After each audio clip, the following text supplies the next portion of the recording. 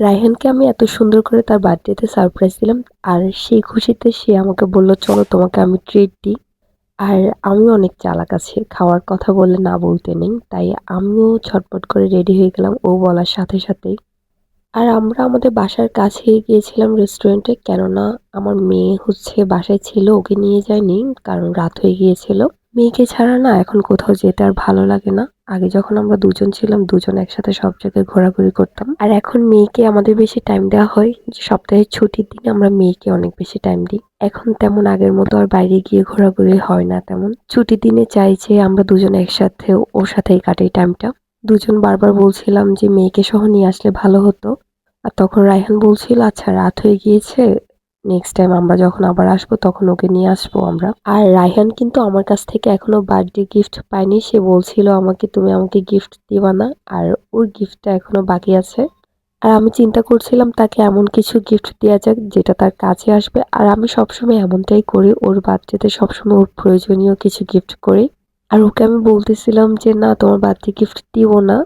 আ আমি এখন birthday gift দিতে পারব না।" কিন্তু সেটা মিথ্যা কথা। ওকে আমি অবশ্যই বার্থডে গিফট দিব। আর তোমরা বলো তো ওকে কি দেয়া যায় বার্থডে গিফট? আর আমরা চলে গিয়েছিলাম হালিশহর বুসাবাতে। তোমরা যারা হালিশহর আছো তারা অবশ্যই চিনবে। এই রেস্টুরেন্টটাতে আমি এর আগেও অনেকবার এসেছিলাম। যখন এটা নতুন খুলেছিল তখন অনেক হাইপে ছিল।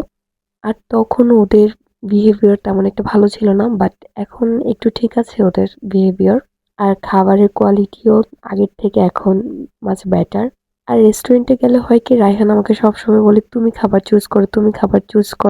খাবার চুজ করার দায়িত্বটা সবসময় আমার উপরে পড়ে। আমি যেটা চুজ করি সেটাই সে খায়। তোমাদের সাথে কি এরকম কখনো হয়? তোমাদের হাসব্যান্ডরাও কি এরকম তোমাদেরকে সবসময় বলে খাবার চুজ করার জন্য? আর এখানে আমি বসে বসে দেখতেছিলাম কি খাওয়া যায়। দেন দুজনের জন্য ২ টা অর্ডার করলাম খাবার। আর ওদের এখানে আমি একটা ড্রিংকস খেয়েছিলাম। এটা আমার এত পরিমাণ ভালো লাগছে, সেটা হচ্ছে মকটেল। ওদের মকটেলটা আমার অনেক বেশি ভালো লাগছে। তোমরা কখনো মকটেল খাইছো কিনা অবশ্যই আমাকে জানাবা। আর এই মকটেলটা একদম এত রিফ্রেশিং ছিল। অনেক ভালো লাগছে আমার। কিন্তু এটা রায়হানের নাকি ভাল লাগে নাই। ও আমাকে বলতেছে, "এটা আমাকে কি দিছো? এটা আমার ভাল লাগতেছিল না।"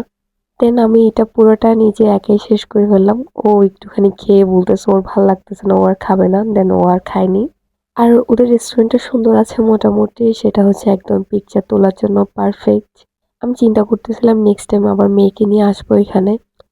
এই তো আমরা দুজন খাবার খাচ্ছিলাম। আর আমি খাচ্ছিলাম, এমন সময় ও বলতেছে, "তোমার ভিডিও করতেছি।" তাই আমি একটু ঢং করতেছিলাম ক্যামেরার সামনে।